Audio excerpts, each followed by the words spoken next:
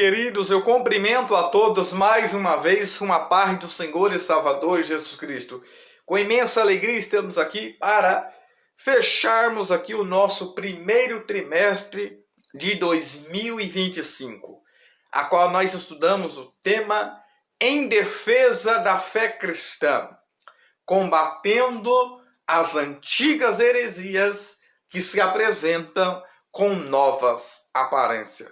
Eu quero agradecer a todos vocês que ficou comigo até aqui e que vai continuar conosco. Você que ainda não se inscreveu no nosso canal, você pode estar se inscrevendo aí e continue conosco, porque vamos estudar esse próximo trimestre agora sobre o Evangelho de João, segundo escreveu João, tá bom? Então fica conosco, vai ser um trimestre também muito glorioso para a honra e glória do nome do Senhor Jesus Cristo. Aqui é seu amigo em Cristo, Vanderlei Fernandes Pessoa, da cidade Presente Epitácio. Nós temos a nossa escola bíblica em nossa sede, na Rua Cuiabá 146, em frente à Caixa Econômica Federal, todos os domingos às 8h30 da manhã. E na congregação onde nós estamos, no bairro da Vila Esperança, no mesmo horário também, na Rua Antônio Vanos Lopes, 2034. Temos ali a nossa sala para criança, jovens e adultos. E você é o nosso convidado a estar ali presencialmente conosco, porque essas aulas virtuais não substituem as aulas presenciais. É importante que você seja um aluno, um participante ativo da escola dominical. Eu sempre falo que a escola bíblica dominical, ela é algo muito glorioso, porque não existe diploma para quem conclui a escola bíblica dominical, ou os 3 meses, né, ou 1 ano. Não. Por quê? Porque o estudo aqui não para, ela continua, porque o ensino ele não pode parar, porque a escola dominical ela tem a sua finalidade: preparar, formar, edificar os irmãos. Então isso é muito importante nós entender. Ela forma obreiros, forma caráter, o caráter das crianças, porque nós sabemos, queridos, que há uma estratégia de Satanás. A estratégia de Satanás é o que? É tirar a inocência das crianças, para que elas não sejam inocentes, para que elas venham pecar. E a psicologia vai ensinar que o ensino que para se formar o caráter da criança até os 3 anos de idade. E o que você ensinar até os 3 anos de idade vai ser inculcado nela e ninguém vai tirar dela. Então é muito importante o que você ensina a seu filho ou sua filha na sua casa. A formação do caráter da criança, ela é muito importante. Então, se você tem filho também, é importante participar da EBD. Queridos, estudamos esse trimestre que foi sobre apologia, um tema chamado Teologia de Apologia Cristã. O que é apologia? Apologia quer dizer defesa, a defesa da nossa fé cristã. Estudamos a lição 1 que falou sobre quando as heresias elas ameaçam a unidade da igreja. Então essas heresias, queridos, ela vem para ameaçar a unidade da igreja, porque a igreja está unida em Cristo Jesus, nosso Senhor e Salvador. Então uma pessoa que vem trazer ali uma heresia, ela vem para dividir, né? Ela vem com uma nova revelação, ou algo que veio da sua cabeça, ou que veio lá da filosofia, ou algo que veio das cabalas judaicas, mas é uma heresia que ameaça a unidade da igreja. Na lição 2, nós estudamos sobre que somos cristãos. Nós não somos legalistas, judeus legalistas, que precisa-se da lei ou os seus rituais. Nós sabemos a função e o papel da lei e como que a lei ela tem contribuído. Mas a nossa salvação é um ato da graça de Deus. Nós combatemos na lição 2 os judaizantes, que esses grupos de pessoas estavam ali em Coríntios, estavam ali em Gálatas, esses judaizantes, eles estavam ali e eles continuam por aí, eles não parou, que são prática e crença, não somente prática, crença, mas também prática judaizantes. Hoje nós vemos a Arca da Aliança, chofer e tantas outras coisas, derramando óleo na cabeça das pessoas, banhando as pessoas de óleo, e ungição de casas, e outras aberrações, a circuncisão, o sábado, tudo isso são crenças e também práticas judaizantes. Então, nós somos cristãos porque seguimos a Cristo. O nosso modelo, nosso exemplo é Cristo Jesus. E estudamos a lição 3, que falou sobre a encarnação do Verbo. Entendemos que não é reencarnação, mas é encarnação. Então, nós precisamos enfatizar que ele encarnou. E aí, combatermos também os gnosticistas, que é os gnósticos. Eles não aceitam a encarnação de Cristo. Por que eles não aceitam? Porque os gnósticos, eles são dualistas, eles creem que tudo que Deus tem com o homem está no ato espiritual. E para eles o corpo ou a matéria é má, não presta para nada. Então, como é má, não presta para nada, então você pode fazer o que você quiser com o seu corpo. E com isso eles entram em outra heresia, que é de não aceitar a encarnação do Verbo.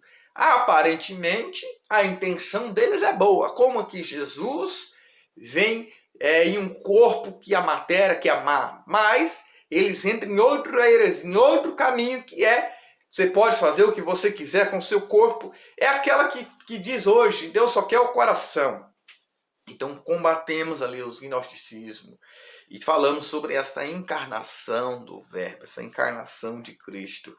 A lição de número 4, estudemos sobre que Deus ele é triuno. E quando eu dei essa lição, eu usei um método de nós trabalharmos, para os irmãos entenderem, eu usei um ovo. Eu disse que é um ovo só, mas nesse ovo tem 3 substâncias. Tem a casca, a clara e a gema. E aí Deus ele é triuno. Deus Pai e Filho e Espírito Santo. São 3 pessoas distintas, mas iguais em essência, em poder, em glória e majestade. E foi exatamente nessa lição que nós combatemos também os unicistas, tá? Que eles não aceitam a Trindade. Não é que eles rejeitam o ser divino, Deus, Pai, não. Mas eles não aceitam a Trindade. E aí estudamos a nossa lição de número 5, a qual nós estudamos que Jesus ele é Deus. Jesus também é Deus, ele agiu como Deus, teve os mesmos atributos de Deus, como onipresença, onisciência e onipotência. Que aí falamos sobre os atributos comunicáveis e também sobre os atributos incomunicáveis. Então, o próprio Jesus enfatizou e nos evangelhos mostrou também que Jesus também é Deus, tá bom? Então, Pai é Deus, o Filho é Deus e o Espírito Santo também é Deus, que vai... Outra lição que nós estudamos. Então, a lição 6 estudamos que o Filho é igual com o Pai, nos mesmos atributos, né, que nós trabalhamos também. Ele se mostrou com o Pai de salvação, perdoar pecado. Veja que Jesus perdoar pecado. Jesus aceitou a adoração. Ele não rejeitou a adoração. Então, Jesus igual com o Pai. Lição 7, estudamos então sobre essas 2 naturezas de Jesus, a natureza humana e divina. Entendemos que Jesus, ele teve essas 2 naturezas e ele ainda tem essa natureza. Ele não perdeu essa natureza. Jesus 100% Deus e 100% homem. Ele não é 50% homem e 50% Deus, não. Ele é totalmente Deus e totalmente homem. Então, Jesus é Deus e também homem. E aí nós estudamos lá a lição de número 8 que Jesus ele viveu essa experiência humana. O que é Jesus viver essa experiência humana? Ele experimentar aquilo que eu experimentei, aquilo que você está passando. Jesus passou fome, Jesus passou sede, Jesus, como ser humano, ele necessitou orar.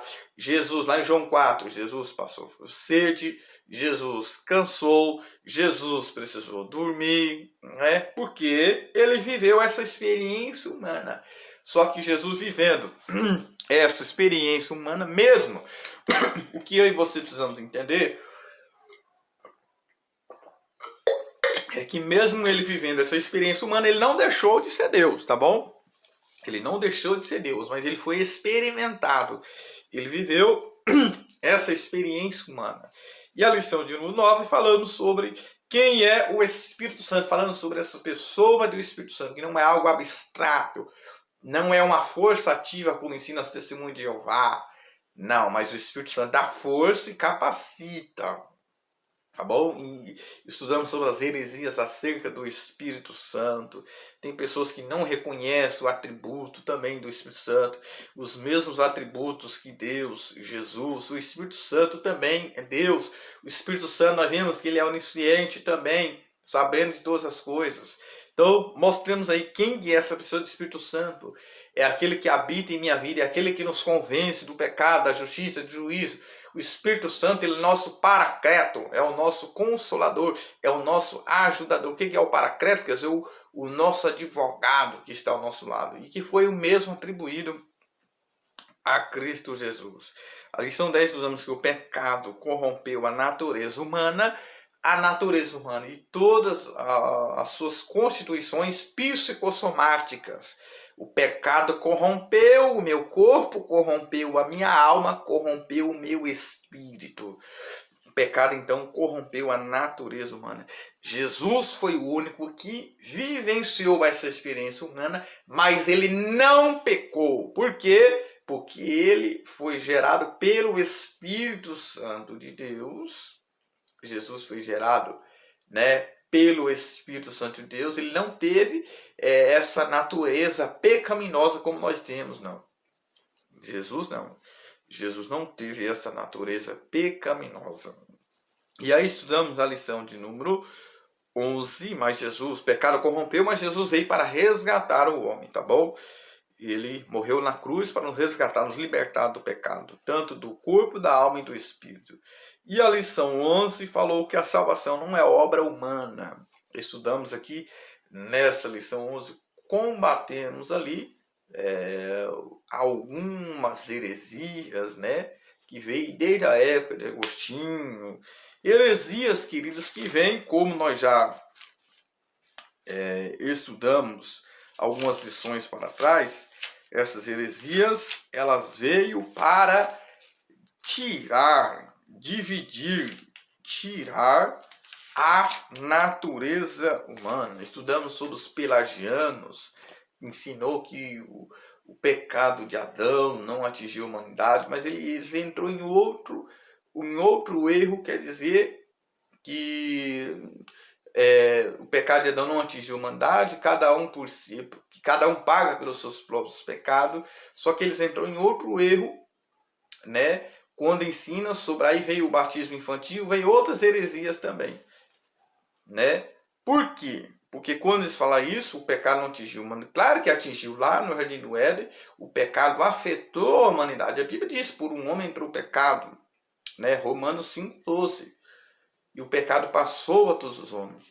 Mas eu preciso entender que ali não quando a criança nasce, que ela vai crescendo, ela ainda não está consciente, né? Até ela estar consciente de pecar ou não, de saber o que é certo ou errado, ela ainda não pecou. Então o que nós herdemos? Nós herdemos a natureza pecaminosa que está em nós, está viva em nós, que nós estamos aí até o arrebatamento. Essa natureza pecaminosa está dentro de nós. O pecado concebeu minha mãe, como o salmista diz lá no Salmo 51, ele quis dizer isso.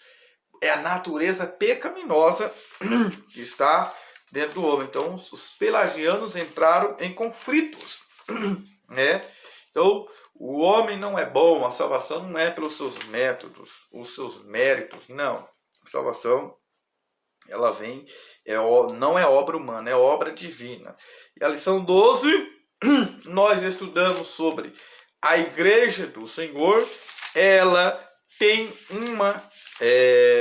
a igreja do Senhor, ela tem uma natureza organizacional. Estudamos sobre igreja, organismo, que é a sua parte espiritual, e organização, que é a sua parte estrutural. E aí estudamos, como comentarista tratou na lição, sobre quando foi escrito essas cartas pastorais, quais que são essas 3 cartas, que é a 1ª e 2ª Timóteo, e também Tito. Essas 3 cartas são chamadas de cartas pastorais. Então, Paulo escreve elogiando a Tito da sua fé, que foi companheiro, e que ele é para ele ficar ali em Creta para colocar em ordem algumas coisas que estavam em desordem. E aí o comentarista traz ali que o que nos leva a crer que foi influência da cultura, porque os cretinos eram desorganizados, os cretinos eram comelões, os cretinos eram pessoas inúteis, pessoas relaxadas,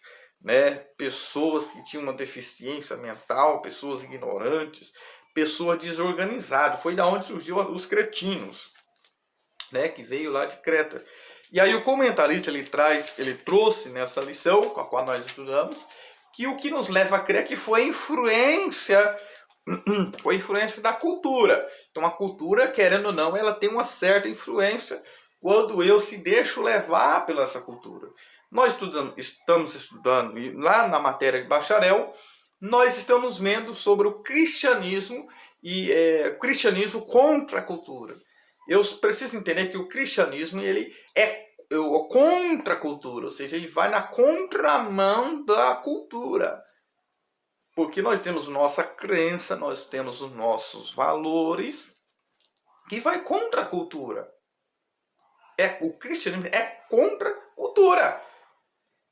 Se existe uma cultura de pecado, promiscuidade, prostituição, de vício, imoralidade, o cristianismo ele vem contra a cultura.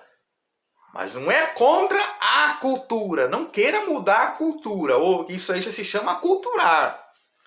Mas o cristianismo ele tem valores, crenças que é contra a cultura. Não é contra a cultura. Você não tem que... E quando você ir pregar o evangelho em um lugar, você não tem que ir contra aquela cultura, querer mudar aquela cultura ou aqueles costumes. Não, você vai apresentar o cristianismo que é contra aquela cultura. Valores, o cristianismo distingue desses valores, dessas culturas. Não queira ir lá na África e querer que aqueles pessoal usem terno e gravata, porque eles não vão usar. Né? Então queira empunhar um costume.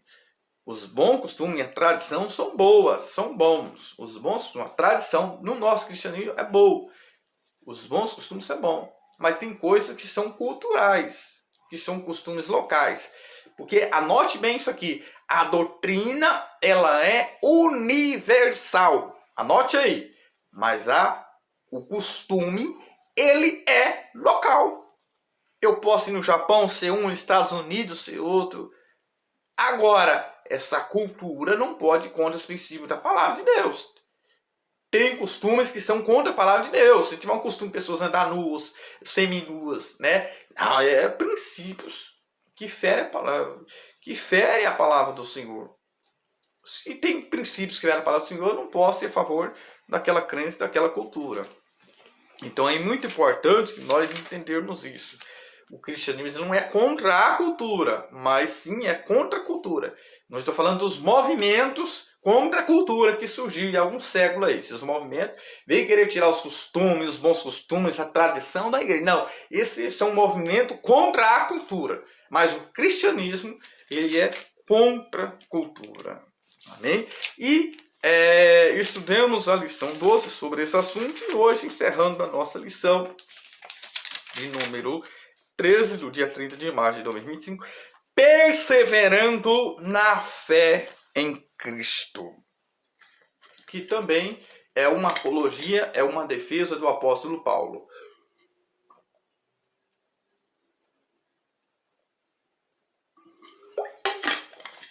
Queridos, o que vai ser trabalhado aqui? Trouxemos esse resumo aqui dessas heresias. E o que os irmãos perceberam na lição? Que essas heresias foi relacionado a Jesus, né? Jesus e ao Espírito Santo. Veja que nós não combatemos algumas heresias aqui sobre Deus.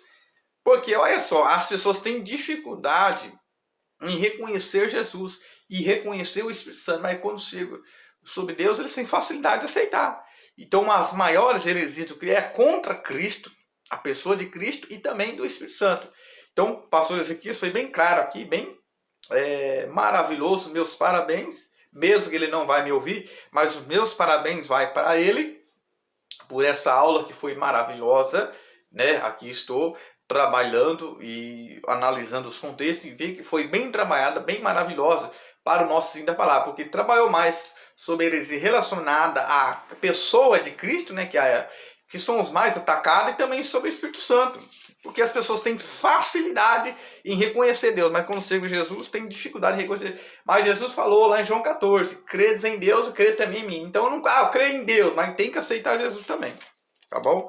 Então vamos lá, perseverando na fé em Cristo, vai ser trabalhado aqui a palavra-chave que vai girar em todos os tópicos, que é sobre perseverança, queridos. De tópico 1, né, diante das heresias é preciso perseverança, e assistir ali o apóstolo Paulo, ele ensinando nas cartas pastorais, né, ele juntamente ali com Tito, né, com a epístola de Tito, né, as cartas de caráter apostólicos. Paulo ali fala sobre a falsa ciência, sobre os gnosticismos, combateu as heresias judaicas do seu tempo. Então, é preciso trabalhar tudo isso aí, ou seja, esses falsos mestres. E esses falsos mestres, eles continuam até hoje, tá bom? Perambulando pelas igrejas aí. Essas pessoas geralmente só querem o seu dinheiro, né? Muitos até cobram caro para ensinar heresia no seio da igreja. E o ponto 2 é importante falar sobre essa experiência apostólica, versículo 10 e o 11. Veja que ele elogia também a perseverança de Timóteo na fé e na doutrina em tempos difíceis. Porque nós vivemos esses tempos difíceis, os tempos são difíceis. Como diz lá no versículo 10 e o 11, os tempos são difíceis, são de aflições, né? Perceba que as perseguições é uma referência à experiência da primeira viagem missionária de Paulo. É verdade, Timóteo não estava a essa primeira comitiva de Paulo, mas ele se agregou a ele ali em Listra, né, na sua segunda viagem missionária. Mas já na primeira viagem missionária, vemos ali algumas perseguições, Elimas, o encantador, e outras perseguições ali, ou seja, Antioquia, Lícico. Veja que logo no começo o apóstolo Paulo, ele já passou perseguições. Ponto 3, entendendo o querer, ou seja, veja que Paulo diz, todos aqueles que querem viver em Cristo padecerão perseguições, né? É o que ele vai dizer lá no versículo 12. E também os que querem viver em Cristo Jesus padecerão perseguições. Ou seja, veja que é um querer aqui. Eu preciso, se eu escolho viver com Cristo, eu já tenho que ter convicção de que eu vou passar perseguição. Hoje nós temos uma geração que não quer sofrer.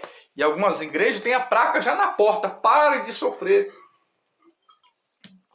Então eu preciso entender. Eu anotei uma frase aqui só para vocês entenderem o que é viver esse cristianismo. Você vai ver lá em Paulo, e lá em Coríntios, fala do seu sofrimento, lá em Coríntios, né? Olha só, anota essa frase aqui que é muito importante.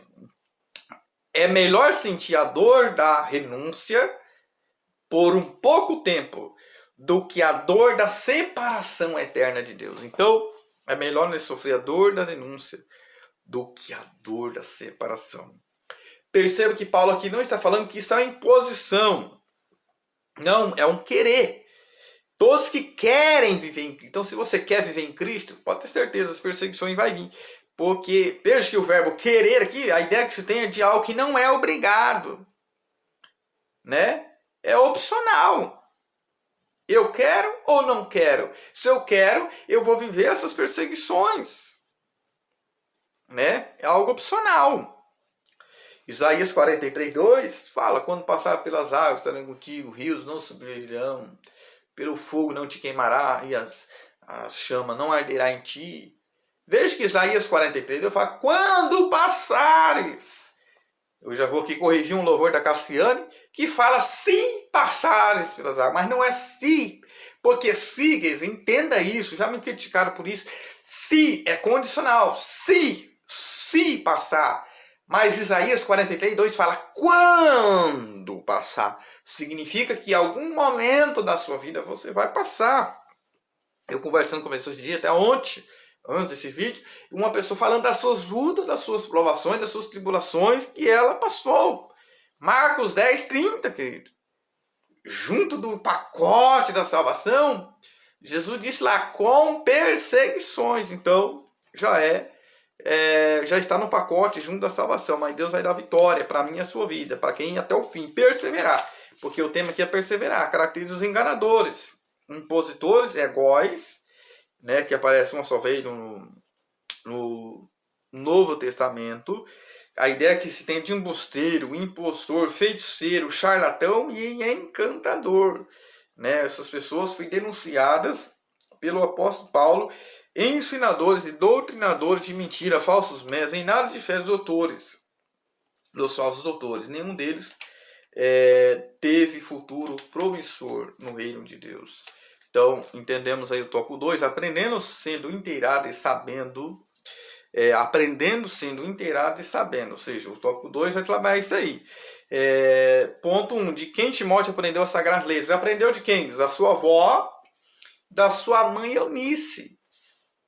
Paulo vai dizer lá primeiro da sua avó, da sua mãe Eunice, e veio o apóstolo Paulo. Ou seja, ele teve 3 berços de ensinador.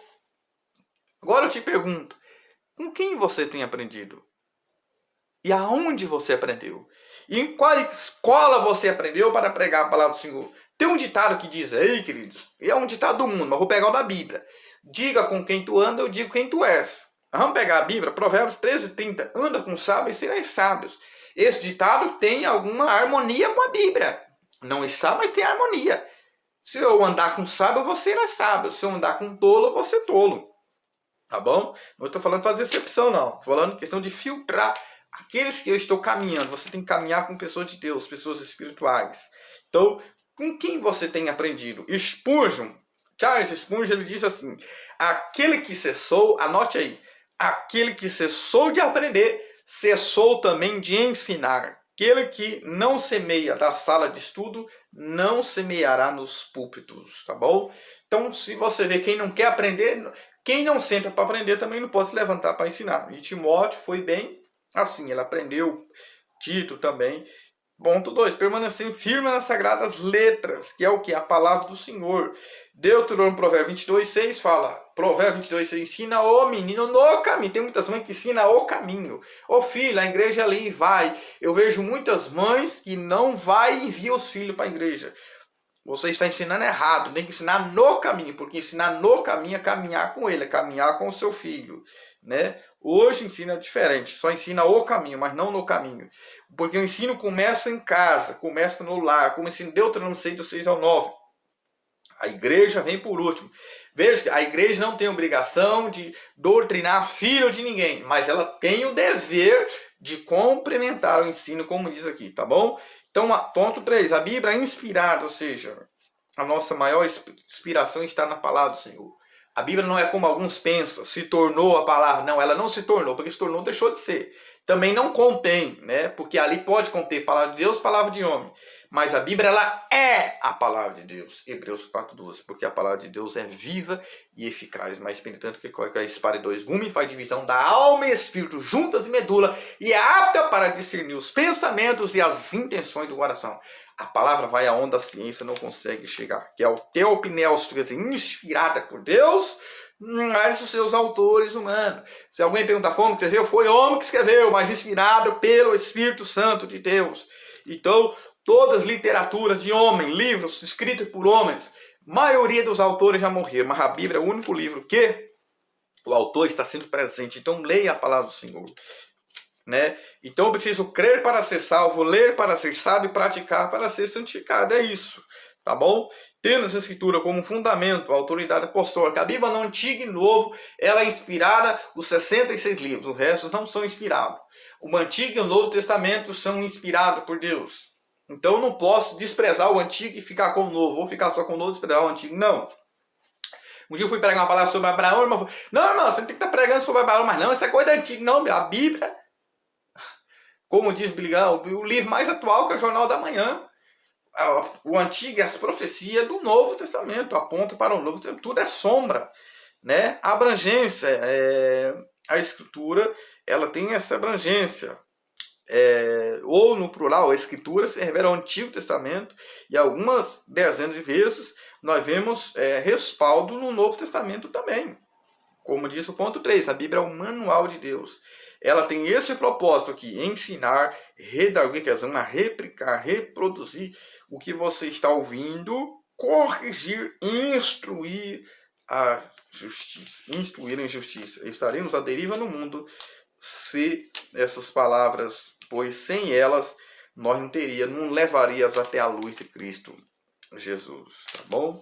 Então, queridos, a Bíblia não existe uma nova revelação. Tem pessoa que fica orando os montes 40, 50 dias, 40 dias orando, fala que está orando em jejum, mas Deus revelou algo novo. Um dia eu vi, o selo de Apocalipse, Deus me revelou. Para com isso. Tudo que tinha que ser revelado já foi revelado. Não existe uma nova revelação. Tira isso da sua cabeça e não aceita isso. Jovem, adultos que está me ouvindo, não aceite isso. Não existe uma nova revelação. Ou crianças, né? Tem pessoa que fala, eu estava orando e Deus me revelou uma nova coisa aqui que não está na palavra. Não, sai fora disso, isso é um falso profeta. A revelação de Deus, ela é geral, na criação, no mundo, no universo, Deus tem deixado. Mas a revelação especial, ela está na pessoa de Cristo. Então, as crises vão vir, os hereges vão vir, mas vamos perseverar em Cristo Jesus, o nosso Senhor. Amém.